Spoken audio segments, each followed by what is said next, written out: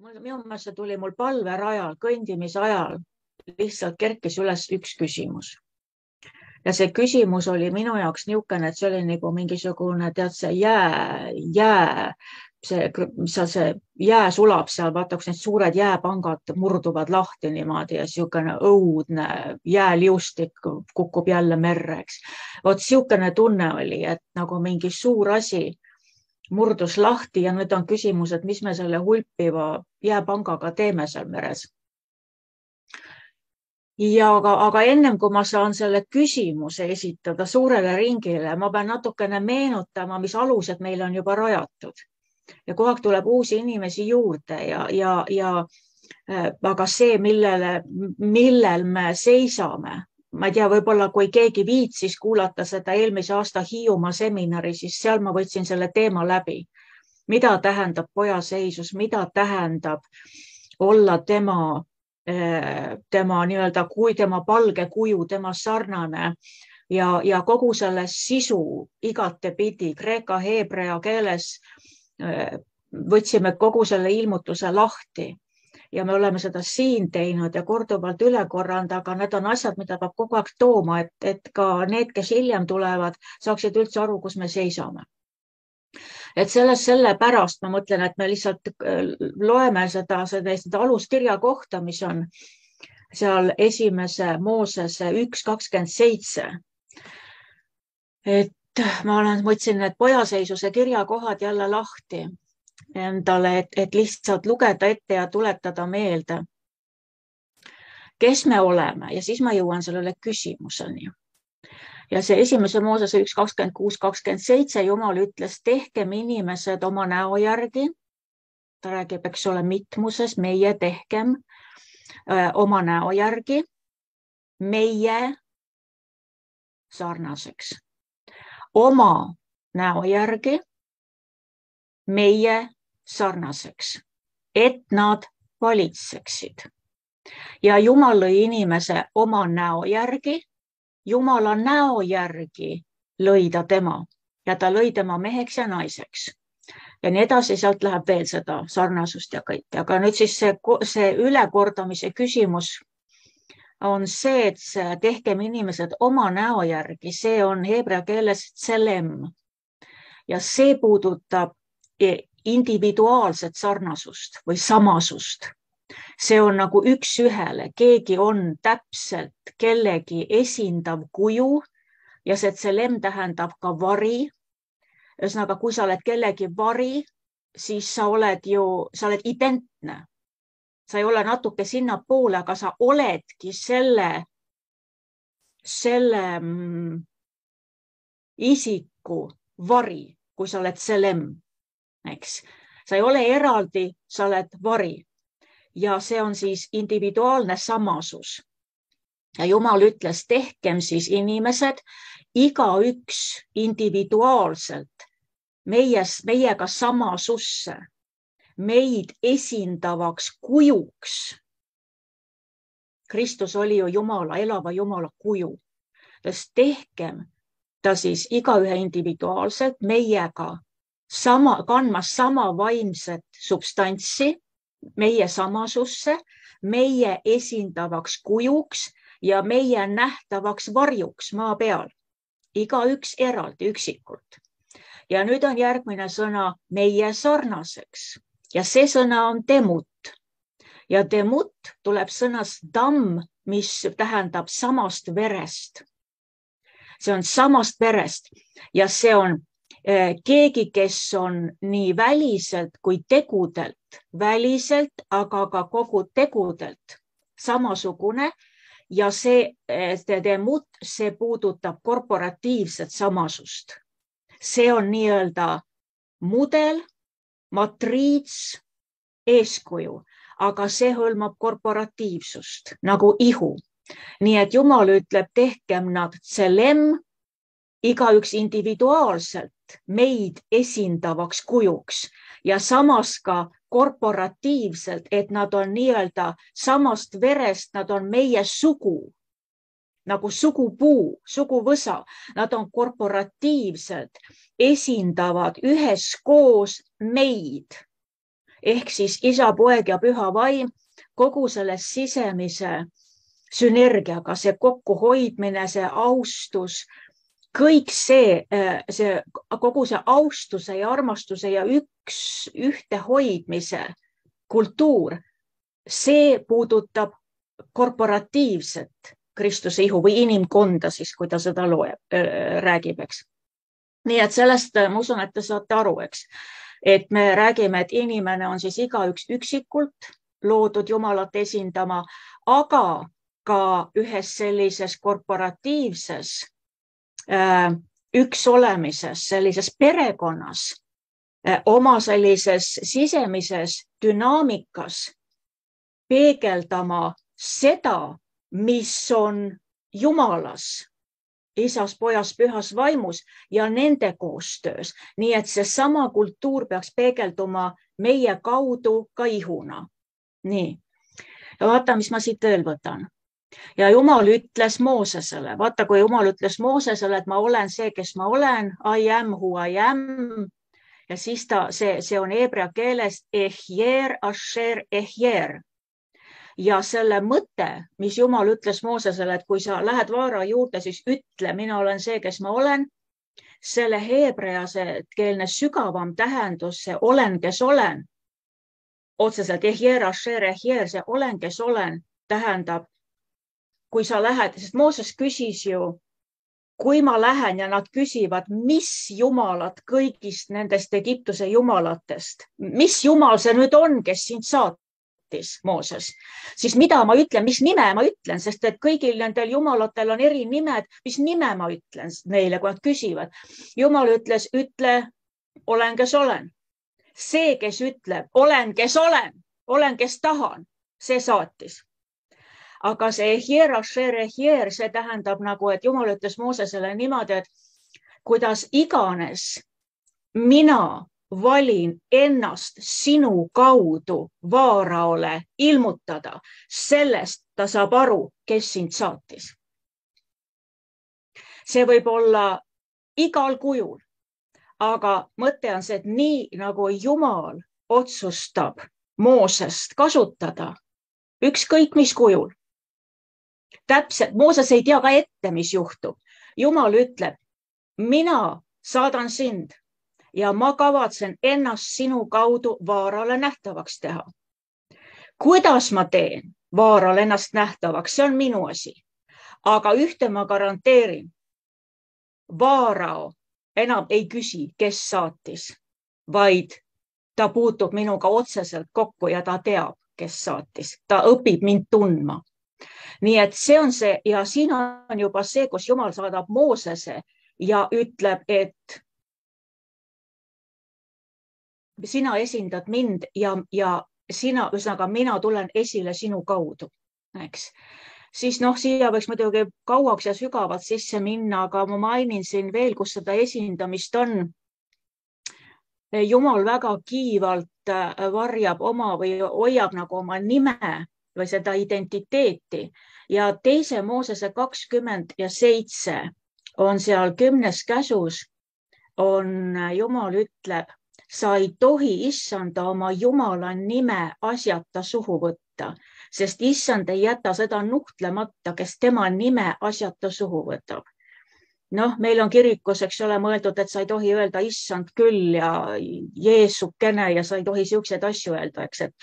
Aga kas Jumal tõesti sellise asja paneb 10. käsku, raiub kivilaudadesse, et sa ei tohi öelda jummel ja issand ja Jeesuke ja kas see on tõesti väärt, et see raiuda igaveseks nagu käsulaudadesse ja pärast kirjutada see seadusena meie lihastele südamelaudadele. Et nagu kuidagi nagu see asi on nagu nihkes, eks ole. Ja vot ongi siin see küsimus, et see, mis on meile nagu me loeme, et sa ei tohi minu nime asjata suhu võtta ja kes asjata tema nime suhu võtab, seda Jumal ei jäta karistamata. Selle heebreakeelne sisu on see, et sina ei tohi minu nime pojana ehk minu nime, minu reputatsiooni, mis tähendab minu olemust, vääriti esindada. See on väga suur vahe, kas me lihtsalt ütleme nime kogemata valesti või see, kui Jumal ütleb, ta ütleb otseselt, paneb sinna käsku sisse. Sina oled minu poeg. Sina oled minust sündinud. Sina oled loodud algusest peale minu kujuks, minu olemuse täpseks esindajaks. Sa oled minu vari. Ja kui sina hakkad minu nime, minu olemust, minu reputatsiooni vääriti esindama, siis sellele tuleb paratamatult korrigeering. Ja vot see on see. Ja nüüd kõige sellega me jõuame sinna, et inimene sellega väga hästi hakkama ei saanud, kuigi selliseid eredaid tegelaskujusid oli läbi piibli, kes siiski, kelle kaudu me näeme pidevalt Kristust ilmsiks tulemas. Taavet oli üks, eks. Aga ütleme tervikuna inimkond ja ka korporatiivselt nad eriti selle esindamisega hakkama ei saanud ja seal olid ka trahvilöögid selle eest. Iisrael sai kõvasti kannatada. Aga siis tuli Jeesus ja Jeesuse kohta Jeesus ise ütles, nüüd tuli see poeg maa peale, kelles ei olnud seda esialgset, seda päris pattu ja tema tuleb kui Jumala olemuse, täiuse, ihulik kehastus. See on Kolossa 2.9, kui sa üles kirjutad. Seal ütleb, et temas elab kõigi Jumala olemise täius ihulikul kujul elab kogu Jumala täius Kristuses. Nii, see on siis see somatikos, mis see tähendab, see ihulikult. Somatikos on siis täielik kehastumine, ehk siis ihulikul kujul täielik kehastumine. Ta näitab kehalise ihulikus vormis, kes Jumal on kõigest, mis ta räägib, teeb, käitub. Ta kehastab ja näitab, ilmutab isa ja ta ütles ka ise Johannese 14, et kes on näinud mind, see on näinud isa. Eks. Nii, ja viimane on Heebrea, see on need alused, millel me seisame, eks. Neid kirjakohti on palju, mis peaks peas olema, aga Heebrea lastele 1.3 oli, kus öeldakse Kristuse kohta, ma vaatan kohe, leian selle. Heebrea lastele 1.3. Jumal, kes muiste palju kord ja mitmel viisil rääkis esivanematele prohvetite kaudu, on nüüd päevade lõpul meile rääkinud poja kaudu, kelle ta on seadnud kõigi asjade pärijaks, kelle läbi ta on ka maailma teinud, kes olles tema kirkuse kiirgus ja tema olemuse kuju. Ja sealt läheb see kirja kohta edasi. Nii siin ütleb siis poja kohta, et poeg on tema toksa ehk tema siis reputatsiooni, tema au, kiirgus, selline nähtavaks tegija ja tema olemuse kuju, mis tähendab ka, ma vaatan, mis siin inglise keeles on, he is the radiance of his glory. Ühesõnaga tema au, tema reputatsiooni, tema hea maine radiatsioon ehk kiirgus siis ja the exact representation of his nature, mis tähendab siis ja tema olemuse, tema loomuse täpne esindaja. Nii, need on need alused. Oli algusest see plaan antud, oli see Aadamale. Aadam pidi seda kõike olema.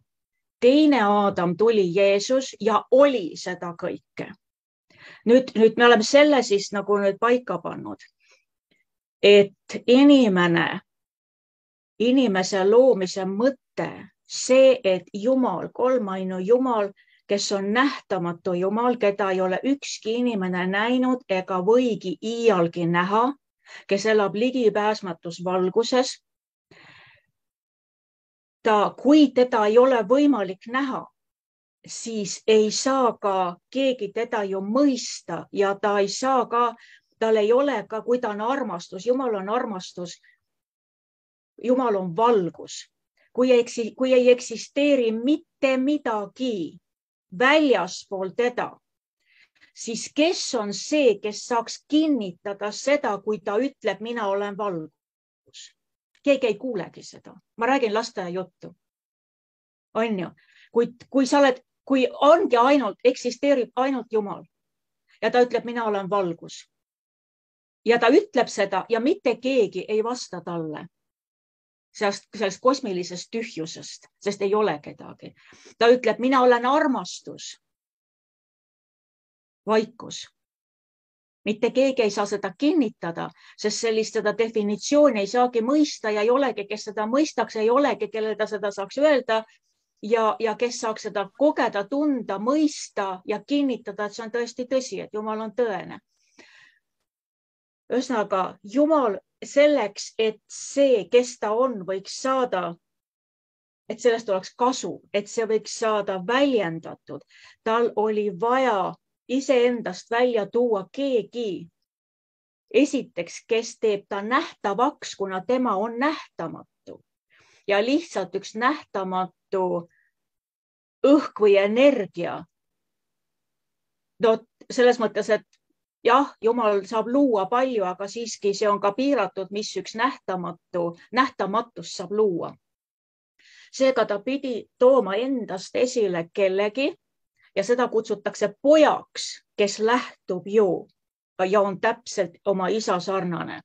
Ja poeg pidi tema tegema siis kogu selle olemuse tegema nähtavaks ja et see armastuse mõiste saaks mõistetavaks, siis pidi see ei saanud olla üks inimene, vaid kaks ja sealt edasi juba paljunema üle kogu maa, et see armastuse väljendus saaks ka välja näidatud suhete vahel, suhtes looduga, suhtes omavahel, kõik sellised need sünergistilised suhted, mis pidid seda kõike näitama, kes Jumal on.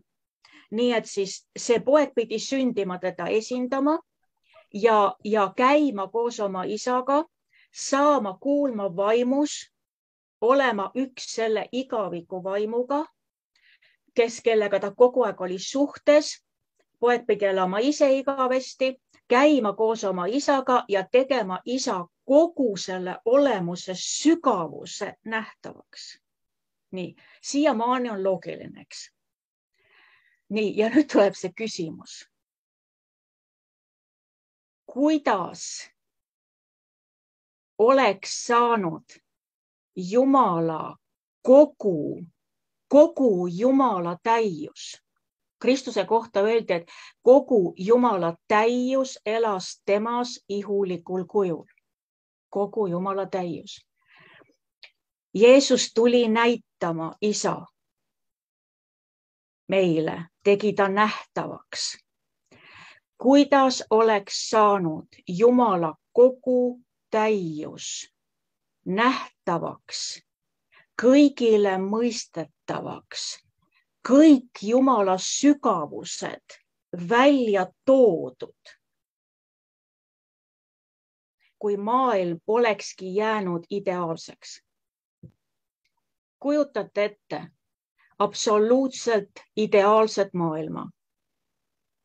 Eeden oleks laienenud üle maailma, inimesed oleks paljunenud, oleks olnud ainult õnn ja rahu ja rõõm, harmoonia, õitseng, ilu.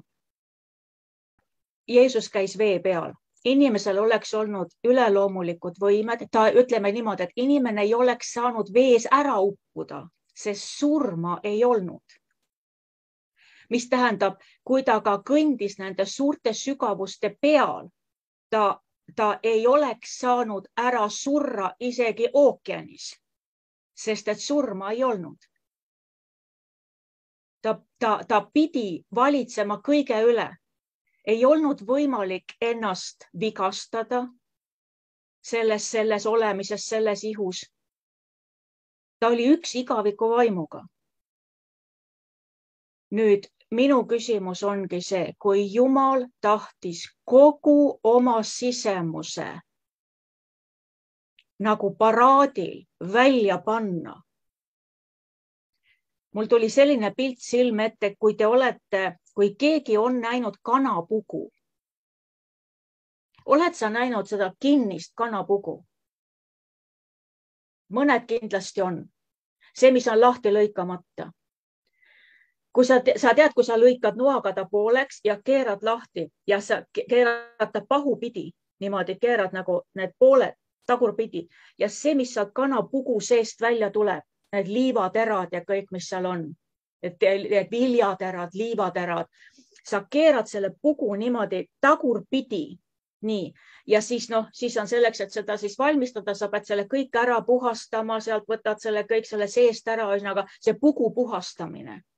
Nüüd ütleme nii, et kui Jumal on selles mõttes nagu see oli see kanapugu, siis Jumal tahtis selle avada niimoodi ja kõik, mis on tema sees, ta tahtis selle niimoodi kõik, kogu, mitte midagi varjul hoida, vaid ta tahtis, et kogu tema sügavused saaks pojale ja poja kaudu kogu loodule nähtavaks ja mõistetavaks.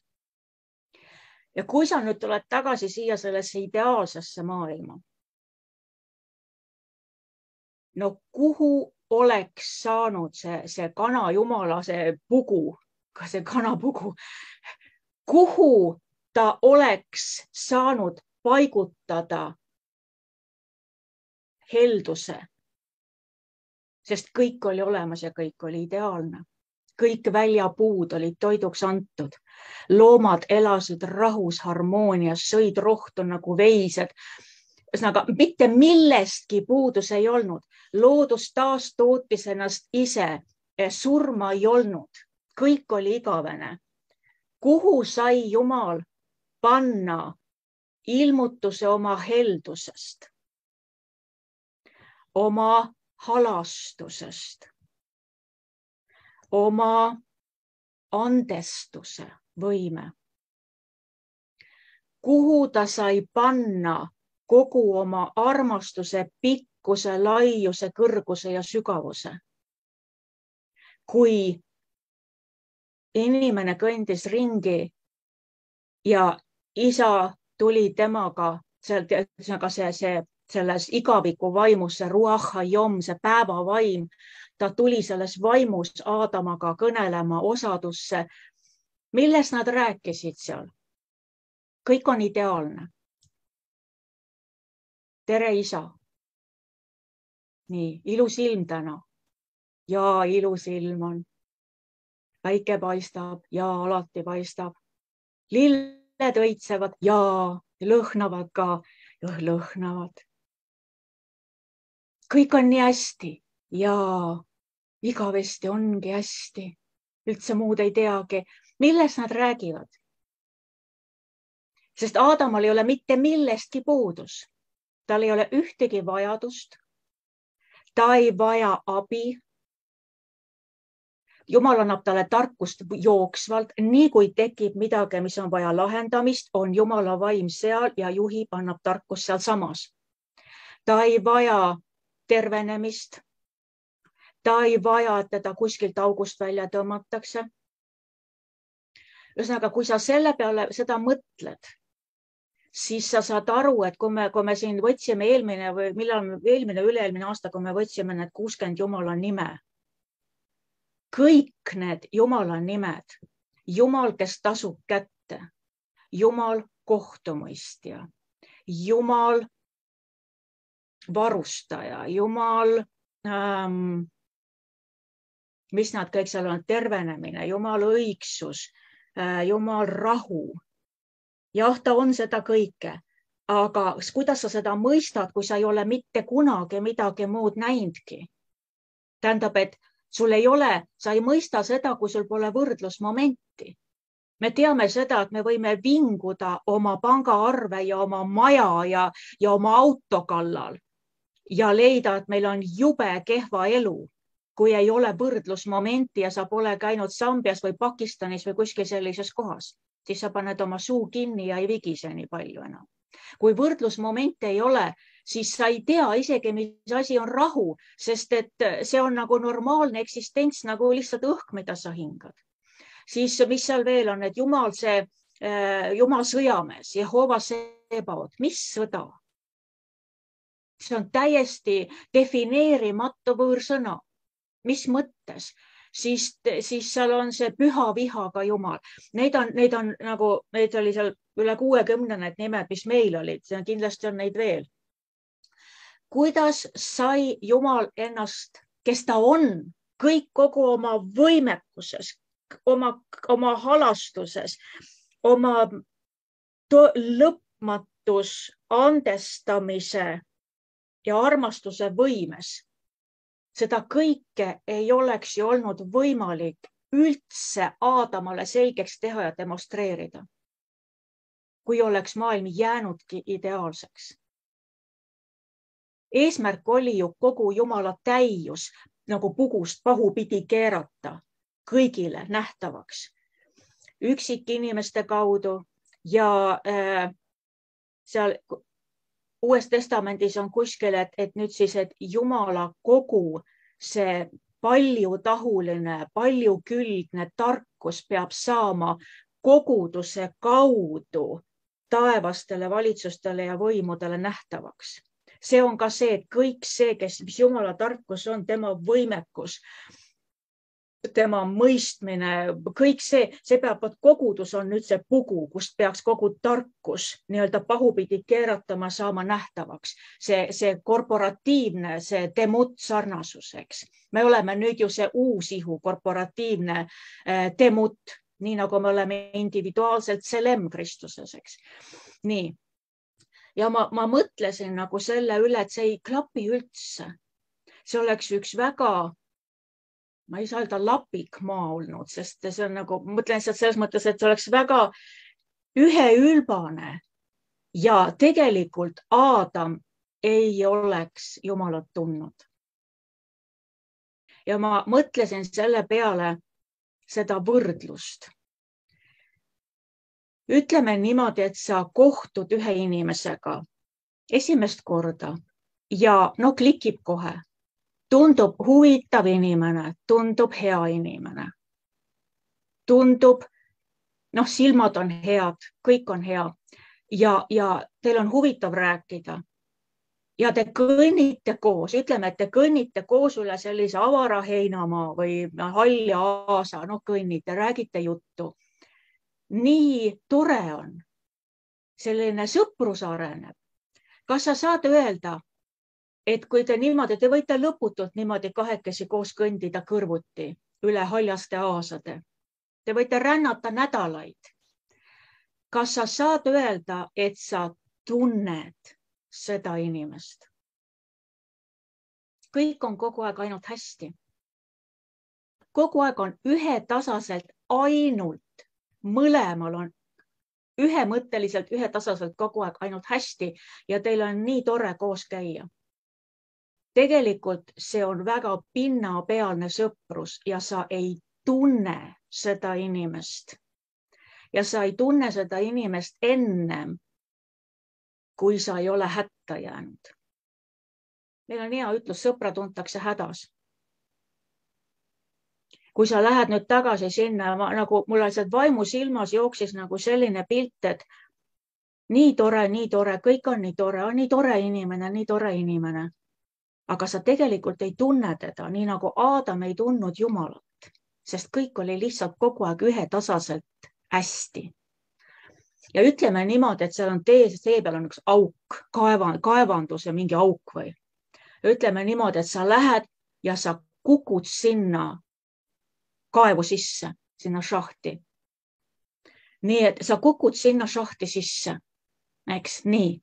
Ja nüüd on sul see inimene, kellega sul oli tore juttu rääkida, aga keda sa tegelikult ei tunne läbini, on seal augu ääres. Sina ei saa mitte midagi teha seal all. Nüüd see, mida see inimene hakkab ette võtma, tal on adrenaliin üleval, see, milliste ekstreemsusteni ta läheb, et sind aidata. Ta võib joosta päevad ja ööd, et jõuda abini. Ta võib istuda sul seal huntide keskel seal augu äärel, ta ei lähe ära, ta võiks ära minna, ta ei lähe ära, ta ei jäta sind maha. Ta räägib sinuga kogu aeg, ta mõtleb välja asju, ta võitleb elu eest, et sind seal elus hoida. Ta paneb ta unustab kõik ära, kus ta pidi minema, mis ta pidi tegema, kogu ta elu jääb täieliku stopi peale. Võib-olla nii, et ta suudab selle kiirabi kohale tuua. Ta suudab sind välja aidata. Nüüd on nii, et ta ei lähe siis ka ära. Ta on võib-olla läbi külmunud, läbi vettinud, ta on võib-olla teab kui kaua söömata, nii nagu sinagi. Ta on võib-olla ise haavatud seal, mida iganes ta on seal teinud. Nüüd tuleb kiirabi. Ta ei lähe, ta ei lase sind minema, vaid mida ta teeb? Ta tuleb sinuga, istub kiirabi autosse sinuga kaasa. Tekk ümber, mis tal on pandud seal, võib-olla ise tilgub. Ta ei jäta sind maha kuni haiglani. Ta ei lähe haiglast ka ära, ta istub koridoris, palvetab su eest. Ja siis tullakse ja öeldakse, et kui ta ei oleks seda kõike teinud, sa ei oleks ellu jäänud. Oled sa minuga nõus, et see, kuidas sa enne teda tundsid, kui kõik oli hästi ja siis, kuidas sa tundsid teda pärast, need on kaks täiesti eri inimest. Oled sa nõus? Nüüd sa võid tõesti öelda, ma tunnen sind, ma nägin su läbi, ma nägin, kes sa olid. Sa ei jätnud 3 ööpäeva mind maha. Sa ei jätnud mind siis ka maha, kui öeldi, sa võid koju minna, sa ei läinud sealt haigla koridorist minema. See armastus murrab su südame lihtsalt. Sul ei lähe see inimene mitte iial enam, ta ei lähe su südamest välja. Aga seda kõike, mis selles inimeses sees oli, see enese oma elu andmine, kogu see, ma ei tea, altruism on õige sõna, see enese ohverdamine, see ustavus, kus tõesti viimase nii-öelda piisani ustavus, see kõik see kogu tema sisemus ei oleks iial üldse nii-öelda display peale pantud, kui ei oleks juhtunud midagi, mis selle sisemuse välja tõi. Me oleme vaadanud neid filme, et relvavendadest, eks ole, poisid lähevad. Nad on sõbrad, nad ütleme, see on see mobilisatsioon, nad värvatakse armeesse, on ju, kõik on lahedad kutid, noh, sõbrad, eks, lahe on. Ja sõbrad on ja tundub, et me tunneme, me olime koos, mitu kuud olime koos, eks. Sõbrad, nii, nad lähevad lahingusse, lähevad, ütleme siis rindele, ikka on sõbrad nagu. Aga tegelikult nad ei tunne üksteist. Nad ei tunne üksteist sügavuti üldse. Ennem, kui asi on täielikuks põrguks kätte ära läinud. Ja vaata need poisid, kes tulevad sellistest lahingutest koos läbi kaevikutes, jalad seal mädanenud oma saabastes, nälginud, vettinud, näinud kõike õudust. Kui need relvavennad, nii-öelda need lahingukaaslased tulevad koju, siis see, mida nemad mõistavad üksteise tundmise all, see sõprus, see ei ole üldse kõrvutatavgi selle sõprusega, mis oli ennem, kui nad nii-öelda komissariaadis kokku said ja sõbrunesid. Oled sa nõus? Need on täiesti eri tasapinnad, eri maailmad. Nii et kui ma mõtlesin kõige nende asjade üle, ma tahan anda sulle selle, et sa saad edasi nagu seda arutada. Ma mõtlen, kas mul on veel midagi siin. Mul üks näide on veel. Kes nägi see 5-minutiline see video, mis oli see mees, kes oli ilma käte ja jalgadeta, see Vujtitš või mis ta on. See kuulus mees üle maailma, oli üle mõistuse 7 aastaga 44 riiki. Ta on meeletu lihtsalt, kuidas sellel mehel on maailm ees lahti, nagu ei ole riiki, kuhu ta ei saaks ja kuhu teda ei kutsutaks, riigijuhtidest kuni viimaste vangideni välja. Eks? Ja kui tema seal oma tunnistuse annab, ta sünnib täiesti normaalne, intelligentne laps ilma käte ja jalgadeta, ainult torso ja pea. Ja küsimus on, Jumal, miks? Ja vaata, kuidas ta sai päästetud, oli see, et ta kuulis seda, et see lugu sellest halvatust seal ilusa värava ääres ja siis, kui küsiti, et kes on süüdi, kas ema või kas ta vanemad või ta ise on pattu teinud, et miks ta on sellises olukorras. Ja Jeesus ütleb, et ei ole pattu teinud ei tema ega ta vanemad, asi ei ole üldse selles, vaid see on selleks, et Jumala au saaks ilmsiks. Kui võimas on Jumal. Ja kui nüüd see Vujtitš kuulis seda, siis tal esimest korda tal tuli see mõte, et kui selle inimese jaoks oli Jumala, tema olukord oli seal, et selle kaudu, selle läbi Jumala au saaks ilmsiks. Kuule, siis võib ju Jumalal minu eluga ka plaan olla. Et see, mis minuga on juhtunud, Jumal tahab tuua ja teha oma au minu kaudu nähtavaks. Ja see, mida see mees täna teeb, see muud ei olegi kui ainult metsik Jumala au. Lihtsalt rahvas lihtsalt nutab ja saab päästetud ja annab oma elu Jumalale selle mehe tunnistuse läbi. Aga kui ta oleks tavaline siukene jupi tegelane, mingit karjääri käinud ülikoolis ja kõik, mitte keegi teda ei teaks. Aga see metsik au, mis selle olukorra läbi ilmsiks tuli,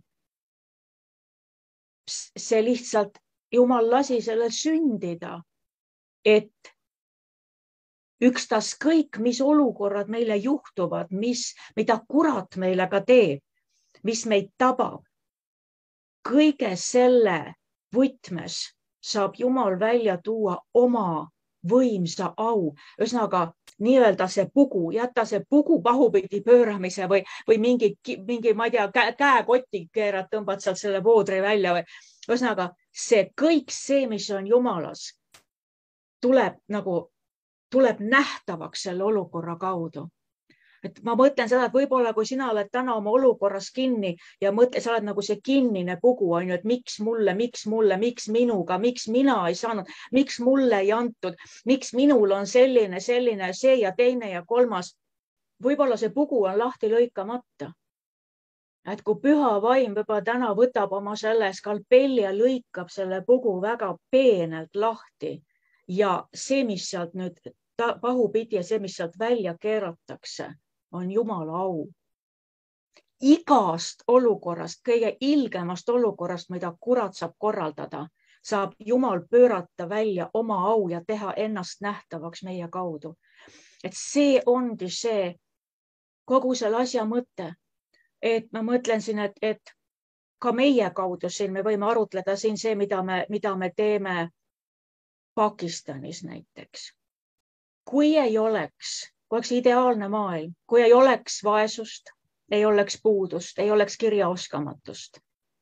Meil ei oleks mitte kellelegi võtta omaenda nappidest ressurssidest ja keerata see pugu pahupidi ja tõmmata see Jumala headus siit välja, see Jumal varustaja, Jumal tervendaja, Jumal isa. Meil ei oleks seda kuskile välja tõmmata, et seda saata sinna.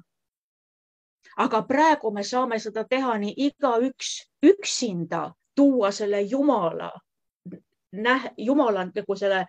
tuua Jumala nähtavaks meie seest, kui me saame seda teha ka korporatiivse ihuna.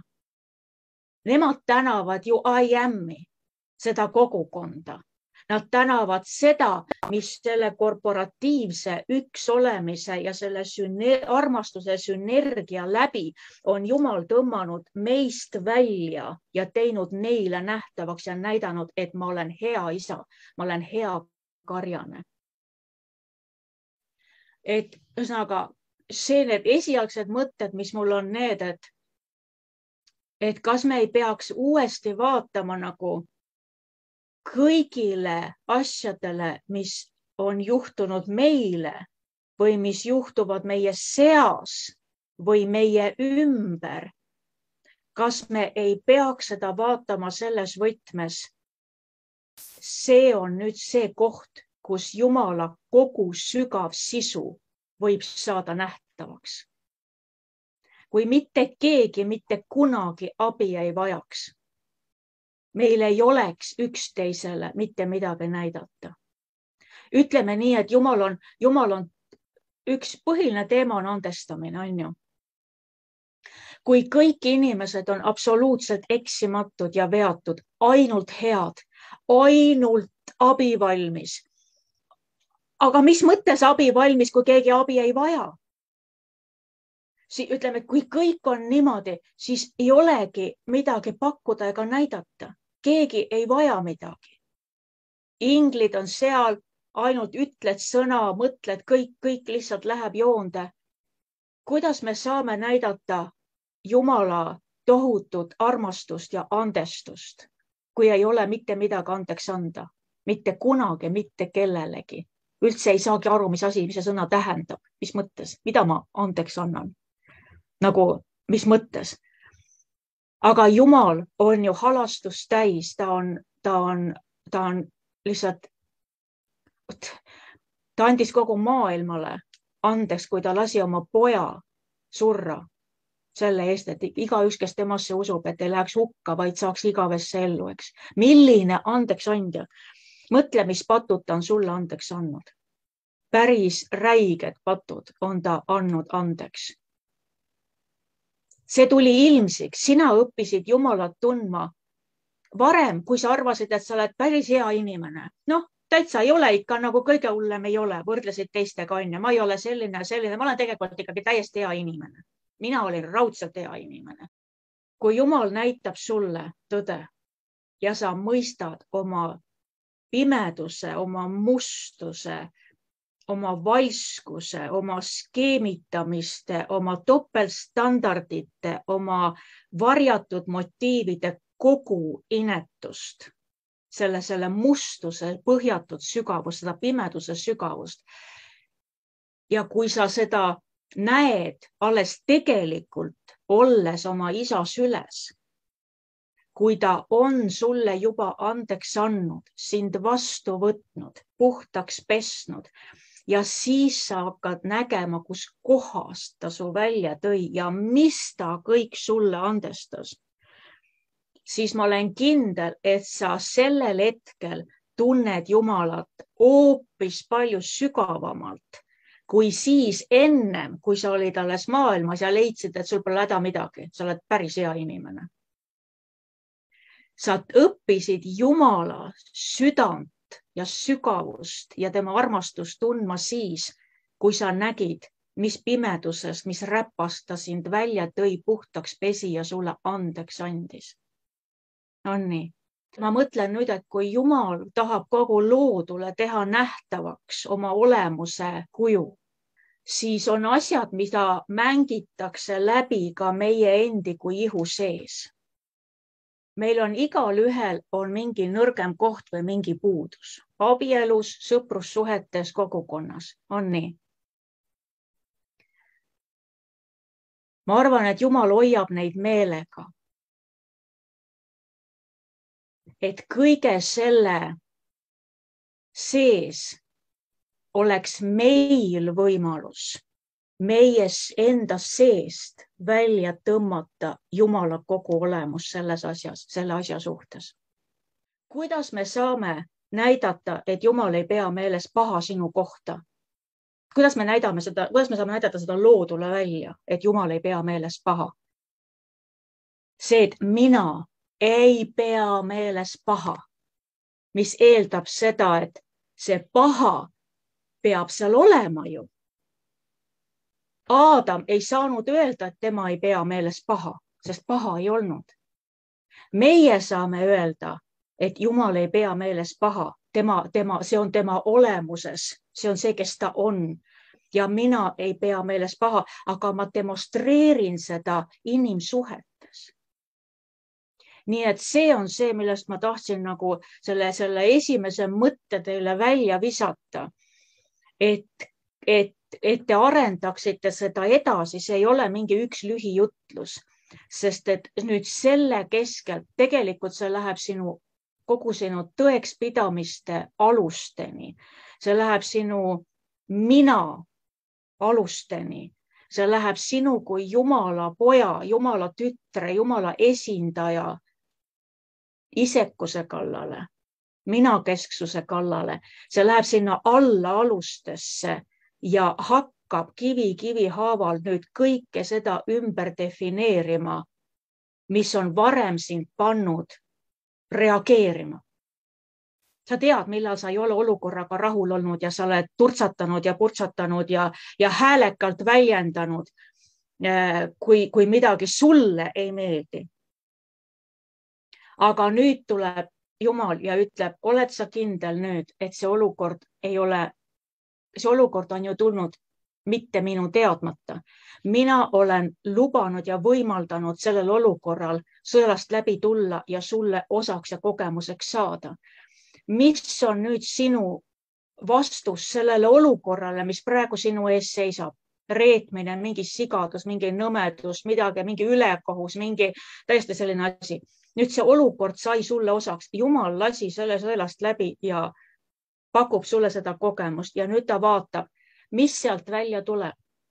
Kas sealt tuleb vana langenud Aadama loomus, paiskub vastu taevast?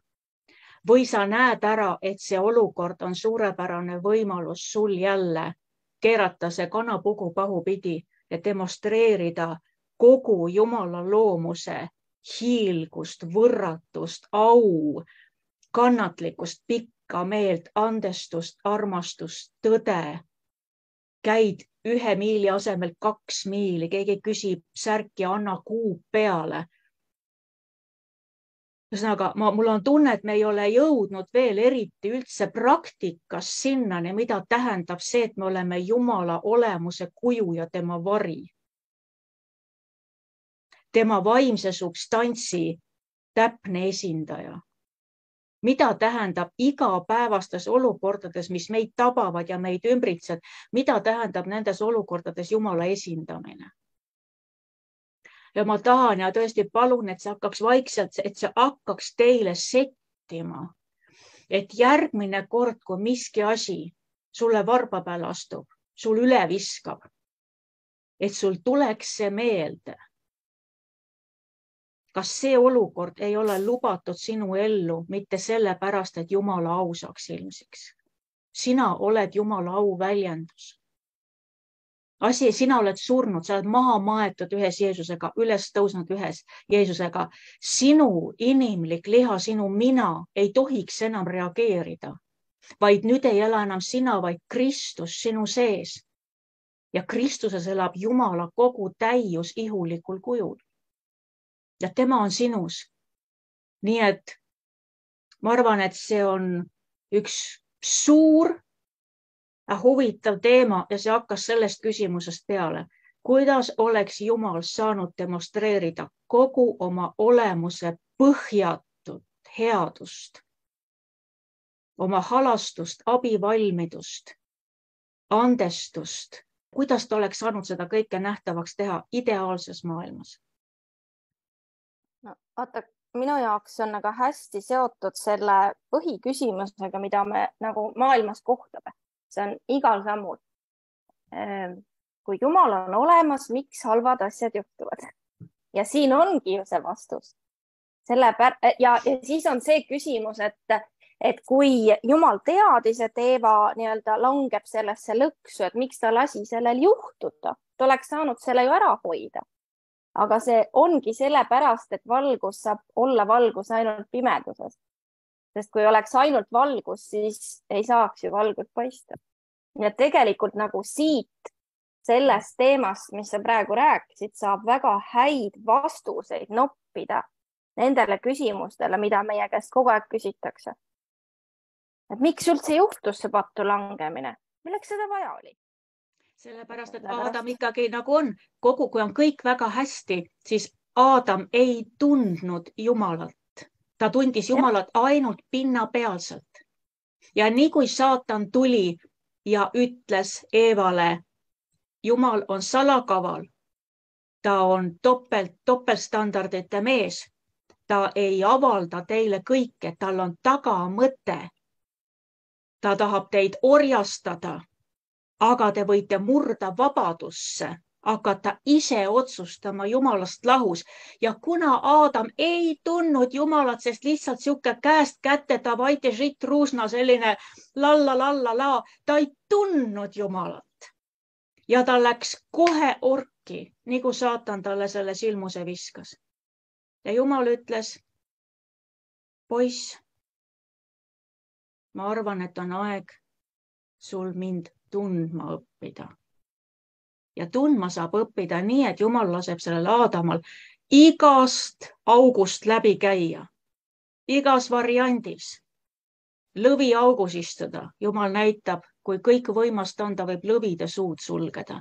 Ta laseb Aadama tuleahju visata ja näitab, näed, mina sinu isa, ma armastan sind oma poega, kui mina olen sinuga, sind ei kõrveta leek ka, vesi ka sind ei uputa, koerad ka ei liiguta oma keelt. Aadam õpib, mida me praegu teeme? Meie oleme see Aadam, kes õpib täna Jumalat tundma sügavuti läbi nende olukordade, kuhu meid paisatakse. Või mille tunnistajaks me satume, kui keegi teine paiskub või paisatakse kuskile auku, siis oleme meie see Kristuse pale seal augu ääres. See on üks õudselt sügav ja suur teema. Mina ei ole kunagi seda küsimust kuskil kuulnud, kuidas oleks Jumal saanud oma olemuse nähtavaks teha ideaalses maailmas.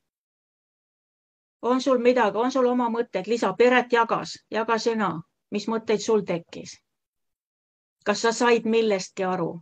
Kas sa pead oma linti tagasi kerima, et võib-olla mingi asi korda teha, kus sa ei saanud asjale pihta?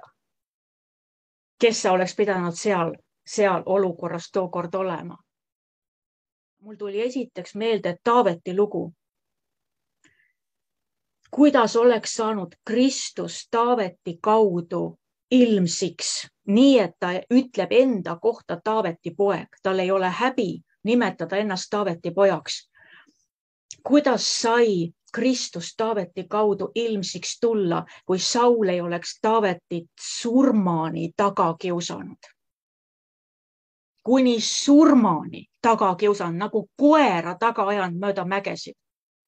Ja kui Saul sureb, siis Taavet laulab ammulaulu kuningas Sauli ülistuseks ja mälestuseks ja ei luba ühtegi halba sõna öelda selle Iisraeli kuninga kohta. Nagu, kuidas oleks see au teise Saamoli alguses, kuidas oleks see Jumala au saanud ilmsiks tulla üldse, mis Taaveti sees oli, kui suur mees ta oli. Kuidas see oleks saanud ilmsiks tulla, kui Saul ei oleks teda surmani 3000 mehega mööda mägesid taga ajanud ja taga kiusanud. Alles selle kõrval sa saad aru seda suurust, mis Taaveti sees esile tuli, kui ta laulis Saulile ammulaulu. Ja ma tahtsin öelda, et see raamat, mida ma lugesin, sealt oli selline lause, see püha Jean Guillaume vist oli see. Ta nägi ühe väga patuse preestri matuseid ja ta imestas, milline au oli seal matustel. Ja siis ta ütleb niimoodi, et ja nüüd ma sain aru, et Jumal ei luba mitte mingil juhul oma vaenlast alandada, isegi mitte matustel. Jumal ei luba oma vaenlast alandada, isegi mitte siis, kui ta mulda sängitatakse. Ta kaitseb ja varjab oma vaenlase au. Nagu see ei mahu meile pähe, eks? Meil on nii palju õppida sellest kõigest. Ma usun, et sa oled saanud täna piisavalt palju mõtteid, et seda edasi arendada. Et mulle meeldib see Jumal, mis sa arvad? Ja vot selles me peamegi käima, et me nii-öelda näitame välja, kelles me oleme ja kes meis elab. Me oleme temaga üks ju. On ju, me oleme Jumalaga üks. Et kõiges, mis me teeme, peab tema au nähtavaks saama. Igas olukorras, mis meile juhtub ja mis meie ümber teistele juhtub. Aamen.